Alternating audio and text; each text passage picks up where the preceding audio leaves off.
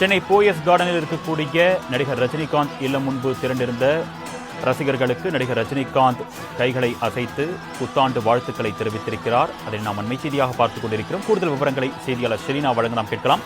வணக்கம் ஷெலினா, கூடுதல் விவரங்கள்.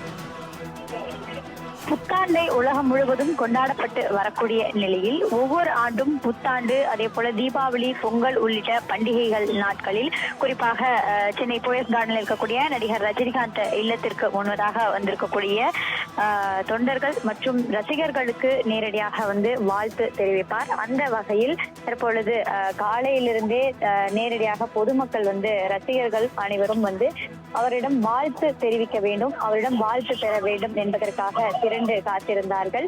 அவர்களுக்கு வாழ்த்து தெரிவிக்கும் வகையில் அவரது இல்லத்திற்கு முன்னதாக கையசைத்த வழியாக புத்தாண்டு வாழ்த்துக்களை நடிகர் ரஜினிகாந்த் தற்பொழுது பொதுமக்களுக்கு தெரிவித்திருக்கிறார். ரசிகர்கள் அனைவருமே தலைவா தலைவா என்ற குரலிட்டு அவரை பார்த்து தற்பொழுது புத்தாண்டு வாழ்த்துக்களை பெற்றவாறு மகிழ்ச்சியுடன் வீடு திரும்பி வரக்கூடிய காட்சிகளை பார்த்து வருகிறோம்.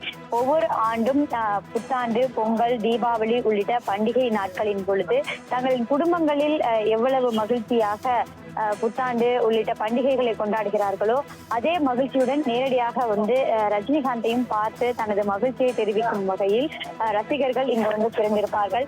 அந்த வகையில் இன்று லண்டன் உள்ளிட்ட பல்வேறு தமிழகத்தில் மட்டுமல்லாது பல்வேறு நாடுகளில் இருந்தும் கூட இங்கு தனது மகிழ்ச்சியையும் அதே போல தனது ரசிகர்களில் இருக்கக்கூடிய அந்த ஆர்வத்தையும் காட்ட வேண்டும் என்பதற்காக நேரடியாக நடிகர் ரஜினிகாந்திடம் வாழ்த்து தெரிவித்து வாழ்த்துக்களையும் பெற்றிருக்கிறார்கள்.